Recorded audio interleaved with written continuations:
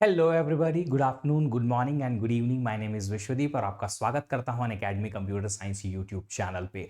आज मैं बात करने वाला हूं एक ऐसे स्पेशल प्रोग्राम के बारे में जो कि आईआईटी हैदराबाद ऑफर करता है और जिसमें आप बिना गेट क्वालिफाई किए भी इनफैक्ट एडमिशन ले सकते हैं। Similar kind of MTech option जो कि गेट क्वालिफाई स्टूडेंट्स को मिलता है, similar placement opportunities, similar course work, same to same facilities, सिर्फ और सिर्फ सेल्फ स्पॉन्सर्ड एमटेक। इसका मतलब है कि आपको स्कॉलरशिप नहीं मिलेगी और फीस थोड़ी ज्यादा एक्स्ट्रा स्पेंड करनी पड़ेगी। मतलब कि आपके कोर्स के लिए गवर्नमेंट ऑफ इंडिया की तरफ से कोई सब्सिडी या एक्स्ट्रा हेल्प नहीं होगी। That's it. चलिए आइए इसके बारे में डिटेल पता करते हैं कि ये एमटेक जो है कैसे होता है, self sponsored MTech IIT Hyderabad में, और कैसे इसमें एडमिशन की प्रोसीजर होती है और क्या क्या इसके फीचर्स होते हैं। बट ये बहुत बड़ी अपॉर्चुनिटी है उन स्टूडेंट्स के लिए जो इस बार ही एमटेक करना जाना चाहते हैं, पोटेंशियल रखते हैं कि आईआईटी हैदराबाद में अच्छा परफॉर्म करके वहां से अच्छा प्लेसमेंट ले सकते हैं,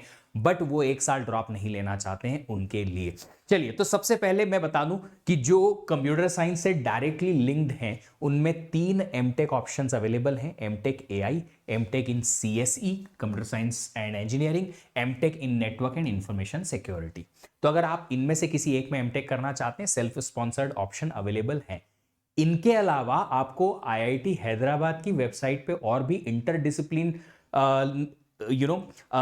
ऑप्शंस अवेलेबल हैं एमटेक करने के लिए, अगर आप जाना चाहते हैं उनमें तो। बट ये ऑप्शन जो है आपको एक्सप्लोर करना पड़ेंगे क्योंकि वो डायरेक्टली कंप्यूटर साइंस से रिलेटेड हैं, पर डायरेक्ट कंप्यूटर साइंस में आपको उसमें फिर प्लेसमेंट या जॉब अपॉर्चुनिटी मिलेगी या नहीं मिलेगी, ये आपको एक्सप्लोर करना पड़ेगा। किस टाइप का कोर्स वर्क होगा ये आपको खुद से एक्सप्लोर करना पड़ेगा। चलिए, तो सेल्फ स्पॉन्सर्ड की जो सबसे बड़ी बात है वो है ट्यूशन फी। ट्यूशन फी कितनी लगती है? तो देखो, इस बार जो उन्होंने अपनी वेबसाइट पे लिखा हुआ है वो लिखा हुआ है सर 20,000 रुपीज पर क्रेडिट। एक कोर्स क्रेडिट के लिए आपको कितना 20,000 देना पड़ेगा, एक सब्जेक्ट के लिए नहीं, एक क्रेडिट के लिए। और ऐसे आपको कितने क्रेडिट 2 साल में कंप्लीट करने हैं? 48 क्रेडिट्स। तो आप मल्टीप्लाई कर लो, 48 इंटू 2 हो जाएगा 96। तो 9,60,000 रुपीज तो आपको सिर्फ और सिर्फ कोर्स वर्क के ही देने हैं। लगता है ज्यादा?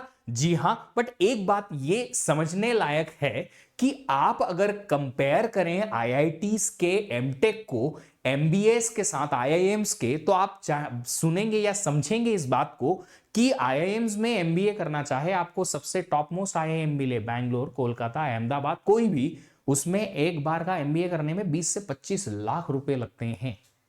उसके कंपैरिजन में तो definitely it is lesser. Second thing, IIT Hyderabad, आप समझ सकते हैं टॉप 8 कॉलेजेस जो हैं, 7 आईआईटीज आईआईएससी के बाद IIT Hyderabad is next college जहां पे अच्छा प्लेसमेंट, अच्छी लर्निंग अपॉर्चुनिटी, अच्छा रिसर्च वर्क होता है।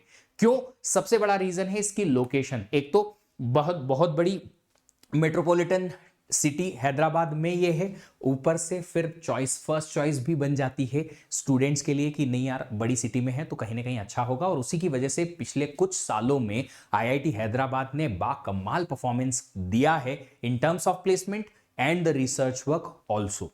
तो आप समझिए, 20,000 रुपीज पर क्रेडिट आपको सिर्फ पे करना है 48 क्रेडिट्स के लिए 24 मंथ्स में टोटल। इसके अलावा जिस तरीके से मैंने इनकी फी स्ट्रक्चर लास्ट ईयर की देखी, ओल्ड डेटा की, तो including hostel fee plus etcetera etcetera, जो हॉस्टल में रुकते हैं स्टूडेंट्स उनके लिए सब कुछ मिला के, और 2,93,200 का ओवरऑल पर सेमेस्टर का एक्सपेंस आ रहा है। तो एक्सपेंस अगर इतना है, लगभग 3 लाख अगर हम मान लें, तो यह हो जाएगा अप्रोक्सीमेटली 12 लैक्स सिर्फ और सिर्फ आपकी स्टडीज का। ऑफ कोर्स इसके अलावा आप 1,00,000-2 लाख रुपए साल का अपना सेल्फ खर्चा भी करेंगे, तो करीबन 12 से 14 लैक्स, 15 लैक्स आप मान सकते हैं, इतना ओवरऑल आपका 2 इयर्स का एक्सपेंस रहेगा। अगर आप 2 साल में इतना स्पेंड कर सकते हैं तो ये बहुत अच्छा है। पता है क्यों? क्योंकि इसका रिटर्न ऑफ इन्वेस्टमेंट बहुत अच्छा है। आप देखिए कि अगर आप किसी कॉलेज में, ग्रेट, तो अगर आप किसी कॉलेज में लेट्स से एमटेक करने जाना चाहते हैं, वहां की फीस है लेट्स से 5 लाख रुपए 2 साल का, और आपको पैकेज लगता है वहां से ऑन एन एवरेज 4 या 5 लाख का। 5 लाख की फीस, 5 लाख का ही पैकेज, इन हैंड सैलरी के हिसाब से आप 2 से 3 सालों में अपनी उस फीस को रिकवर कर पाएंगे। ठीक है, बट अगर आप ऐसे कॉलेज में जाते हैं जहां पे आपको 12 से 14 लाख रुपए 2 साल में खर्च करने हैं, और उसके बाद उसका रिटर्न ऑफ इन्वेस्टमेंट आपका आता है एक ऐसे पैकेज के थ्रू जो आपको 20 लाख, 25 लाख, 30 लाख, 40 लाख का पैकेज देती है, तो आप समझ सकते हैं कि आप 1 से 2 साल में उस पूरे मनी को जो स्पेंड किया है उसे रिकवर कर सकते हैं। बट जितने भी लोग इस सेल्फ स्पॉन्सर्ड एमटेक के लिए जाना चाहते हैं वो इस बात का ख्याल रखिएगा कि इन्वेस्टमेंट हमारा ऑफ कोर्स बहुत ज्यादा है कंपैरेटिवली अदर कॉलेजेस, तो उसके लिए हमें मेहनत बहुत करनी है, इसके लिए हमें बहुत ज्यादा अच्छा प्लेसमेंट भी क्रैक करना है, उसके लिए हमें अच्छी कोडिंग की प्रैक्टिस भी चाहिए। बट अगर किसी का सपना है आईआईटी में पढ़ने का तो ये ऑप्शन अच्छा है। चलिए और डिटेल में बता देता हूं। सेल्फ स्पॉन्सर्ड स्टूडेंट्स के लिए, these students should have first class BTech and will be selected based on written test and और एन इंटरव्यू। तो ये एक तो फर्स्ट क्लास बीटेक होना जरूरी है, अगर आपका बीटेक में फर्स्ट क्लास नहीं है तो आप इंटरव्यू के लिए एलिजिबल भी नहीं रहोगे। इसके अलावा रिटन टेस्ट और इंटरव्यू भी अलग से होगा। हो सकता है रिटन टेस्ट और इंटरव्यू हो, या रिटन टेस्ट या इंटरव्यू दोनों में से कोई एक हो। They will pay a tuition fee of 20,000 पर क्रेडिट फॉर 48 क्रेडिट्स, जो मैंने अभी बताया। The admission fee of ₹1 lakh will be absorb in tuition fee, they will not receive any scholarship. तो इसके अलावा, इस कोर्स फी के अलावा आपको 1 लाख रुपया हो सकता है एडमिशन फी अलग से लगे, पहली बार देनी पड़े वन टाइम, और उनको कोई स्कॉलरशिप भी नहीं मिलेगी। तो आप समझ लीजिए कि आपको ऑफ कोर्स काफी सारा पैसा स्पेंड करना है, बट फिर मैं बात कर देता हूं कि रिटर्न ऑफ इन्वेस्टमेंट बहुत अच्छा है। एक, लर्निंग, आईआईटी या टॉप आईआईटी में पढ़ने का मौका कौन गंवाना चाहता है, और दूसरा है कि आपको प्लेसमेंट की बहुत ही गजब की अपॉर्चुनिटीज मिलने वाली हैं। अभी एमटेक इन एआई की बात करें तो ये डिपार्टमेंट में एमटेक एआई स्टार्ट हुआ था। एमटेक प्रोग्राम जो सेल्फ स्पॉन्सर्ड वाला 2020-21 में स्टार्ट हुआ है, और इसकी अपॉर्चुनिटीज में क्या दे रखा है, opportunity for full time MTech program via written test and interview. अगर एमटेक एआई में जाना है तो रिटन टेस्ट और इंटरव्यू दोनों आएंगे सब इमीडिएटली। अब एक कमेंट आने वाला है, सर इसके रिटन टेस्ट में क्या देंगे, किस टाइप का टेस्ट होगा, क्या इंटरव्यू होगा? देखो, रिटन टेस्ट बेसिकली इसके बारे में डिटेल यहां पे दे नहीं रखी है, आप और इसको एक्सप्लोर कर लीजिएगा, अभी तक इंफॉर्मेशन मेरे पास भी नहीं पहुंची है। तो आप रिटन टेस्ट ये समझ लीजिएगा, या तो रिटन टेस्ट अगर एआई का है तो मैथ ओरिएंटेड डेफिनेटली होगा, mathematics, linear algebra, probability, statistics ये तो होंगे ही। इसके अलावा डिस्क्रीट मैथ हो सकता है, इसके अलावा डेटा स्ट्रक्चर एल्गोरिदम हो सकता है, इसके अलावा हो सकता है कोडिंग भी आपसे करवाई जाए, पता नहीं है अभी, पर हो सकता है। इंटरव्यू में आपके कोर्स वर्क ही पूछेंगे, बट एआई है तो मैथमेटिक्स का नॉलेज तो चाहिए ही चाहिए, क्योंकि बिना मैथ के काम नहीं चलेगा। ड्यूरेशन ऑफ द कोर्स 2 साल का है।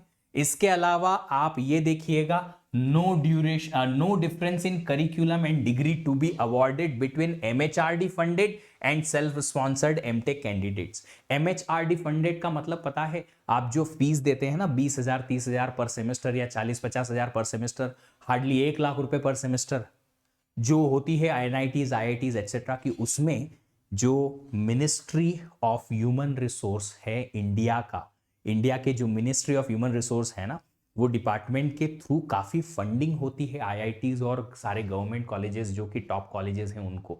तो उनको, उनकी तरफ से जो फंडिंग होती है तो स्टूडेंट्स को बेनिफिट होता है कि कॉलेज का खर्चा जो है उस फंडिंग से चलता है, और स्टूडेंट से कम फी ली जाए ताकि स्टूडेंट पे ज्यादा बर्डन ना आए। इसलिए जो स्टूडेंट गेट क्रैक करके जाते हैं उनको एमएचआरडी फंडेड एमटेक का ऑप्शन मिलता है। आप सेल्फ स्पॉन्सर्ड जाएंगे, बट दोनों में से करिकुलम में डिग्री जो आपको मिलेगी आपके हाथ में, उन दोनों में कोई डिफरेंस नहीं है। सेल्फ स्पॉन्सर्ड इसलिए क्योंकि आपको एक्स्ट्रा पेमेंट करनी है, आपका पैसा वहां से नहीं आ रहा, गवर्नमेंट ऑफ इंडिया की तरफ से। Eligibility for on campus placement on successful completion of the program complete अगर आप ठीक से करते हैं तो आपको ऑन कैंपस प्लेसमेंट की भी अपॉर्चुनिटी है, सेम टू सेम। इसका मतलब कोई डिफरेंस नहीं है, प्लेसमेंट सेम टू सेम है। आपके पास में आपका course work same to same है, करिकुलम सेम टू सेम है, डिग्री भी वही की वही मिलेगी, कोई डिग्री में डिफरेंस नहीं आएगा, खाली एक डिफरेंस है मनी का। नॉन सब्सिडाइज्ड प्रोग्राम, जो उसमें आपको फेलोशिप, इवन गेट क्वालिफाइड अगर स्टूडेंट भी है तो उसको भी कोई फेलोशिप नहीं मिलेगी, मतलब आपको स्कॉलरशिप स्टाइपेंड नहीं मिलेगा एमएचआरडी की तरफ से, बिल्कुल भी नहीं। चाहे आपका गेट का स्कोर है बहुत लो स्कोर है तो भी नहीं मिलेगा, क्योंकि सेल्फ स्पॉन्सर्ड के थ्रू आपने एडमिशन लिया है इसलिए। फिर आगे दे रखा है open two degree holders having a first class with CGPA 7 and above. अब देख सकते हो डिग्री होल्डर कोई भी है जिसने बीटेक किया हुआ है, और अगर आपका सीजीपीए 7+ है, परसेंटेज 70+ है आपके बीटेक में, तो ही आप इसके लिए अप्लाई कर सकते हो एआई के लिए, MTech AI. No mandatory requirement for GATE, admission based on thorough scrutiny process comprising test and interview. तो बहुत ज्यादा डिटेल्ड इंटरव्यू और अच्छा खासा रिटन टेस्ट लेंगे। बहुत सारे ऐसे स्टूडेंट्स होते हैं जो एग्जाम डे पे अच्छा परफॉर्म नहीं कर पाते हैं, even though having a good idea of research और कोर्सेस और द कंटेंट जो गेट का सिलेबस का होता है वो, तो उनके स्किल्स होती हैं अच्छी, बट वो गेट एग्जाम में अगर अच्छा परफॉर्म नहीं कर पाते हैं तो उनके लिए अच्छी अपॉर्चुनिटी है ये, क्योंकि रिटन टेस्ट और इंटरव्यू भी अच्छा खासा लेवल का होगा। अब आप खुद ही सोच लीजिए यार, आईआईटी में आप जाएंगे, गेट का ही कोर्स पूछेंगे, बट गेट का कोर्स पे अच्छी ग्रिप तो होनी जरूरी है ना, अच्छे टेक्निकल क्वेश्चंस या अच्छे लॉजिकल क्वेश्चंस को आपको आंसर दे पाना आना चाहिए। ठीक है, नॉन रेसिडेंशियल प्रोग्राम है तो हॉस्टल अकोमोडेशन गारंटीड नहीं है, ऐसा एक्चुअली लिखा है, बट जहां तक मेरे पास इंफॉर्मेशन आई है वो यही है कि मोस्ट ऑफ द स्टूडेंट्स को मिल जाता है हॉस्टल का। जो बच्चे बाहर रहना चाहते हैं या जिनको हॉस्टल नहीं मिल पाता है तो फिर उन्हें बाहर रहना होता है। इसका मतलब है कि हो सकता है आपको हॉस्टल के लिए प्रेफरेंस सबसे आखिरी में मिले, ये बहुत बड़ा एक फैक्टर हो सकता है, क्योंकि आईआईटी हैदराबाद का जो कैंपस है सिटी से थोड़ा दूर है, तो आप इस बारे में एक बार चेक जरूर कर लीजिएगा। दूसरे स्टूडेंट्स जो हैं वहां सेल्फ स्पॉन्सर्ड अगर एमटेक कर रहे हैं तो कनेक्ट कर लीजिएगा, ताकि आपको पता चले कि हॉस्टल कितने लोगों को मिल जाता है। ठीक है, इसके अलावा एक चीज जो यहाँ पे है वो ये है, consideration for hostel accommodation based on room availability only. वैसे मिल जाता है, ऐसा कोई प्रॉब्लम होती नहीं है।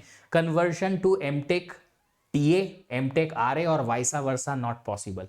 मतलब कि अगर आप एमटेक सेल्फ स्पॉन्सर्ड जाते हैं तो फिर यहां से अगले साल में एमटेक टीए में या बाद में एमटेक आरए में कन्वर्जन पॉसिबल नहीं हो पाएगा। इवन अगर आपने सोचा कि चलो अभी इस बार एडमिशन ले लेते हैं, अगले साल हम कन्वर्ट कर लेंगे अपने आप को एमटेक टीए में, क्यों? क्योंकि हम अगले साल गेट लिखेंगे और अच्छी रैंक लेके आ जाएंगे, तो ऐसा पॉसिबल नहीं है, ये याद रखिएगा। एक बार आप चले गए तो फिर कन्वर्जन पॉसिबल नहीं है। एलिजिबिलिटी क्या है इसकी? आपका बीटेक, एमएससी या इक्विवेलेंट डिग्री होनी चाहिए किसी भी डिसिप्लिन में, एनी डिसिप्लिन। तो जितने बच्चे एमएससी कर रहे हैं या बीटेक कर चुके हैं किसी भी डिपार्टमेंट में, वो इसके लिए अप्लाई कर सकते हैं। काफी सारे स्टूडेंट्स हैं ऐसे जिनका स्कोर 600-800 के आसपास भी है, बट वो कंप्यूटर साइंस डिसिप्लिन से नहीं है, वो दूसरे ब्रांचेस से हैं या एमएससी करे हुए हैं, तो उनको बहुत मुश्किल आ रही है। उनके लिए ये एक अच्छा ऑप्शन है कि आप इसके लिए जा सकते हैं। ऑफकोर्स आपको स्कॉलरशिप नहीं मिलेगी और फीस ज्यादा पे करनी पड़ेगी, बट अगर आईआईटी ही आपका अल्टीमेट गोल है तो आप ये ऑप्शन सिलेक्ट कर सकते हो। चलिए, और भी बहुत सारी डिटेल चीजें यहां लिखी हुई थी जो मैं लेके आया हूं। Department will do a preliminary shortlisting depending on the academic background. तो जो आपका एकेडमिक बैकग्राउंड है, आपकी इंजीनियरिंग, आपका कोई रिसर्च वर्क है तो वो, अगर एक्सपीरियंस है तो वो, और इसके अलावा आपका 10-12 का परसेंटेज, ये सब मिला के और फिर वो एक शॉर्टलिस्टिंग करेंगे। Candidates who satisfy the shortlisting criteria will need to appear for written test and और or an interview. The department reserves the right to say any cutoff for shortlisting of MTech applications. तो फिर जैसे ही shortlisting आपकी हो जाएगी तो फिर आपको इनवाइट भेजा जाएगा रिटन टेस्ट या फिर इंटरव्यू या फिर दोनों के लिए। इसके अलावा डिपार्टमेंट के पास है कट ऑफ डिसाइड करने का ये पर्टिकुलर राइट्स कि वो क्या कट ऑफ होना चाहिए, उनके हिसाब से वो डिसाइड करेंगे। फिर एक और बहुत इंपॉर्टेंट पॉइंट लिखी हुई है, the department has the right not to select anybody if no appropriate candidates are found. तो डिपार्टमेंट के पास ये भी राइट है कि वो 0 लोगों को सिलेक्ट करें अगर उनको एक भी बंदा या एक भी ऐसा स्टूडेंट अप्रोप्रिएट नहीं लगा तो। बंदा मतलब कि पर्सन, बंदा जेंडर न्यूट्रल बात थी ये। Note that मियर eligibility does not imply that candidate will be called for interview और रिटर्न टेस्ट। तो याद रखिएगा जो एलिजिबिलिटी यहां लिखी हुई है उसी से ही ऐसा कोई कंफर्म नहीं हो जाएगा कि आपको इंटरव्यू या रिटर्न टेस्ट के लिए कॉल करेंगे ही करेंगे। वो अपने हिसाब से डिसाइड करेंगे कि किसको करना चाहिए किसको नहीं करना चाहिए। अभी सिलेबस ऑफ रिटर्न टेस्ट इन्होंने दे रखा है, basic of programming, linear algebra, probability, calculus, algorithm, data structure. वही मैंने आपको कहा था कि math, linear algebra, probability, statistics और प्रोग्रामिंग के बेसिक्स, डेटा स्ट्रक्चर्स, एल्गोरिथम्स, ये आपसे रिटन टेस्ट में पूछा जाएगा। पैटर्न के बारे में ऐसा कोई डिटेल पता नहीं है, हो सकता है एमसीक्यू बेस्ड ही क्वेश्चंस आए। Students admitted in self sponsored mode do not receive a stipend, जो मैंने बताया है ये सीएससी के लिए अब बात हम कर रहे हैं। MTech CSC self sponsored MTech है ये भी कंप्यूटर साइंस में भी आप कर सकते हैं। इसके लिए एलिजिबिलिटी क्या है देख लो जरा। 4 साल का बीई बीटेक डिग्री होना चाहिए सीएस आईटी मैथ में, या फिर एमएससी एमएस एमसीए होना चाहिए इन सीएस आईटी मैथ में।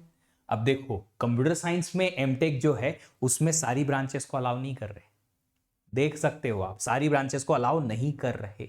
वो अलाउ कर रहे हैं सिर्फ सीएसआईटी या मैथ में अगर किसी ने बीटेक किया है तो, या फिर एमएससी एमएस या एमसीए किया है सीएसआईटी मैथ में तो, एंड और आर एक्सेलेंट एकेडमिक रिकॉर्ड, बहुत अच्छा एकेडमिक रिकॉर्ड है, आपके परसेंटेज अच्छे हैं, सीजीपीए अच्छे हैं बीटेक एमटेक में, या एमएस या एमएससी में, एमसीए में, या फिर आपका 10-12 का परसेंटेज भी अच्छा है तो। Candidates having professional qualification recognised by AICTE like AMIE are also eligible to apply. तो आपके पास अगर ये वाला प्रोफेशनल क्वालिफिकेशन है तो भी आप अप्लाई कर सकते हो।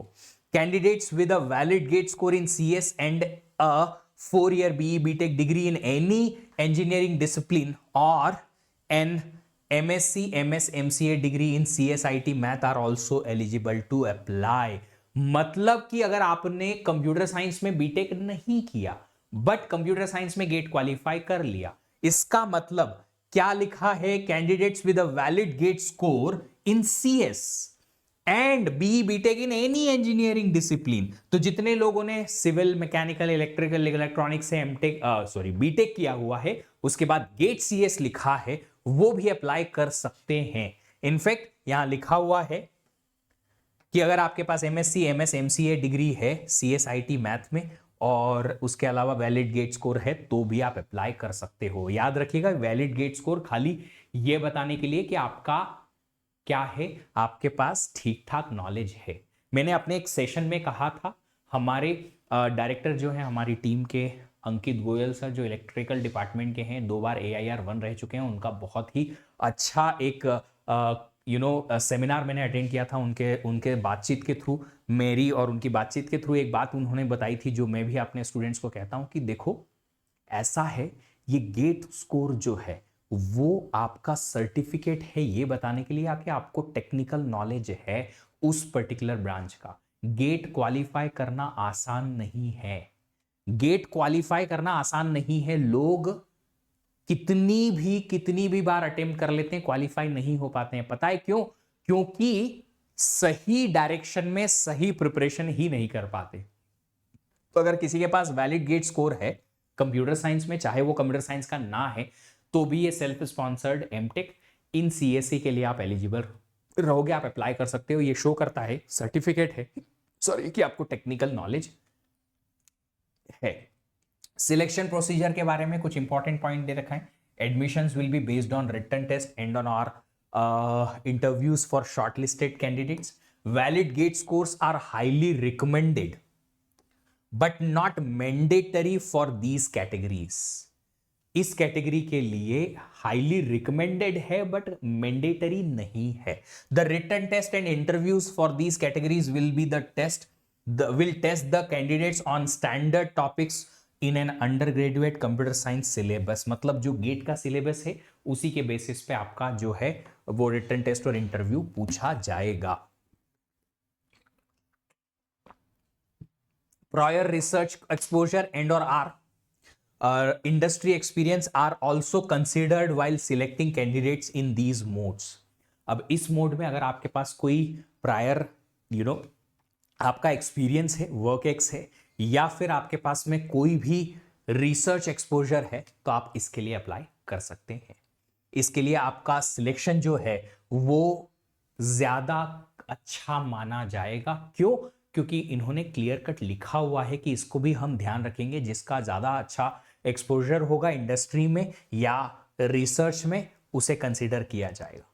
ठीक है. फिर लिखा है further details regarding self sponsored MTech program including selection process and fee structure will be updated on our admission page. ये पॉइंट इन्होंने इसलिए बताया ताकि आप इसके एडमिशन पेज को फॉलो करते रहो. बहुत अच्छी अपॉर्चुनिटी है मेरे मायने में तो, क्योंकि देखो यार, मैं तो हमेशा बात करता हूं रिटर्न ऑफ इन्वेस्टमेंट की.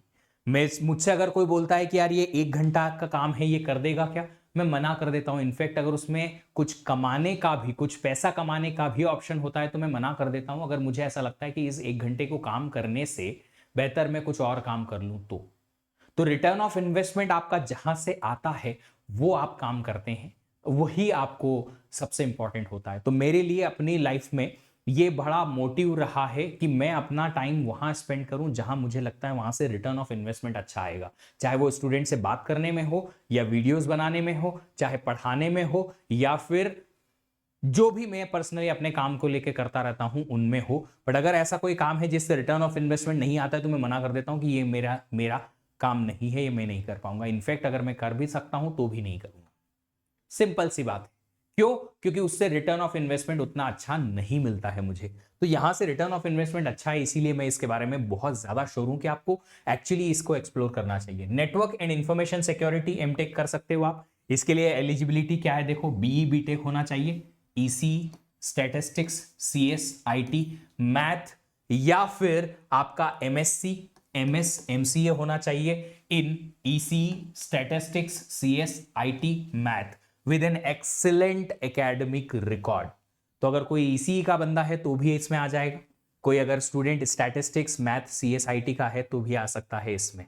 इसके अलावा आप देख सकते हो यहां पे दे रखा है कि जो एआईसीटीई का प्रोफेशनल क्वालिफिकेशन है AAMIE, वो कैंडिडेट भी अप्लाई कर सकते हैं. Candidate with a valid GATE score in CS, EC, statistics, math and a 4-year degree in any engineering discipline are eligible.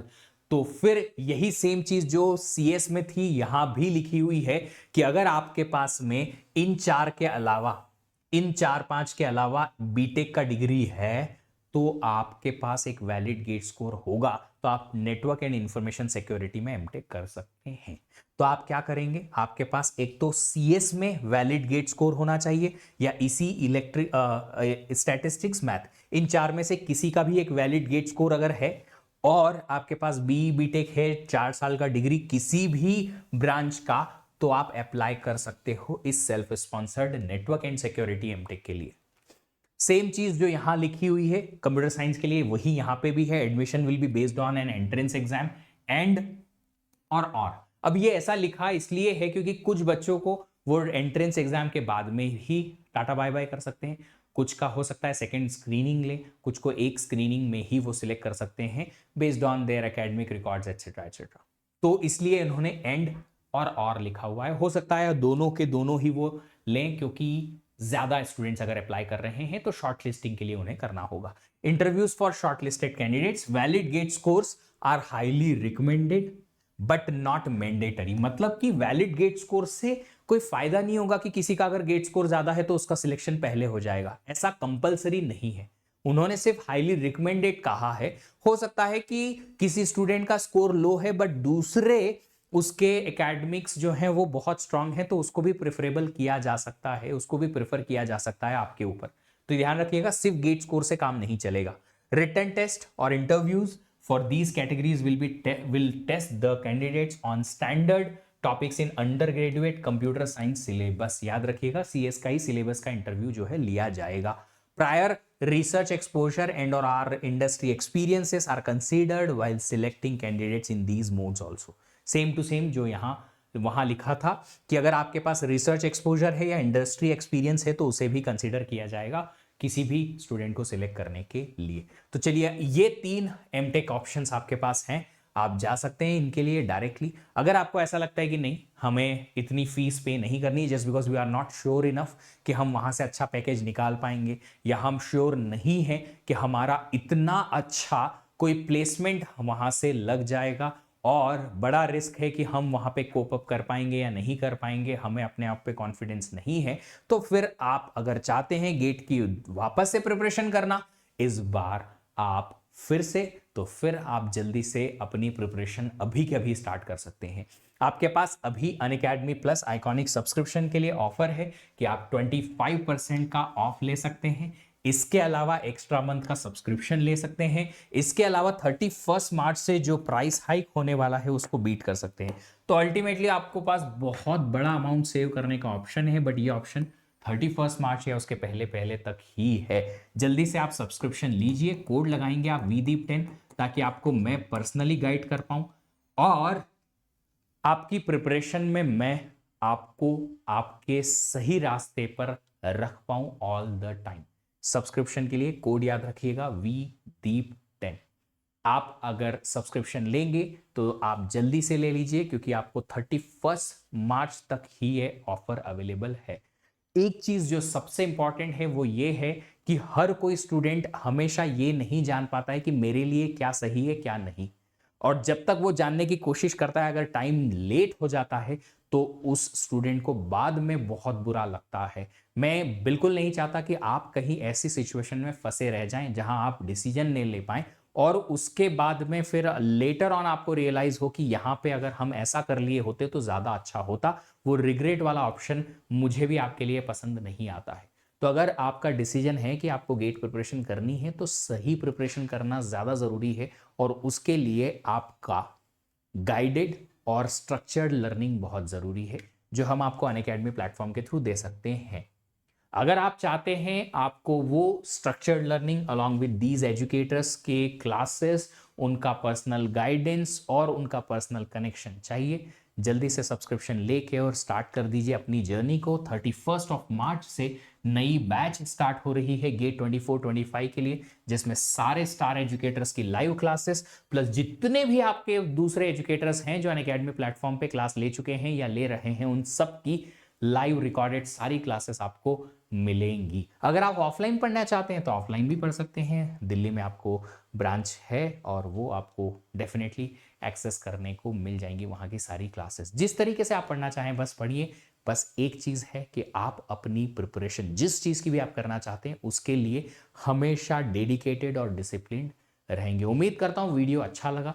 अगर आपको इसी टाइप के और भी कोई वीडियोस बनवाने हैं मुझसे या और कोई इन्फॉर्मेशन चाहिए तो वीडियो के कमेंट बॉक्स में कमेंट करके ज़रूर जाइएगा, ताकि मैं और भी नए जितने भी आपकी डिमांड है उनसे रिलेटेड वीडियोस बना के और आपकी हेल्प कर पाऊँ। सेशन को लाइक ज़रूर करिएगा, शेयर करिएगा अपने सारे फ्रेंड्स के साथ जो गेट की प्रिपरेशन कर चुके हैं या करना चाहते हैं, ताकि उन तक ये इन्फॉर्मेशन पहुँच पाए।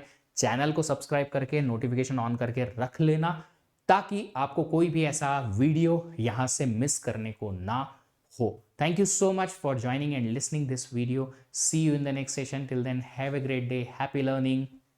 Bye bye.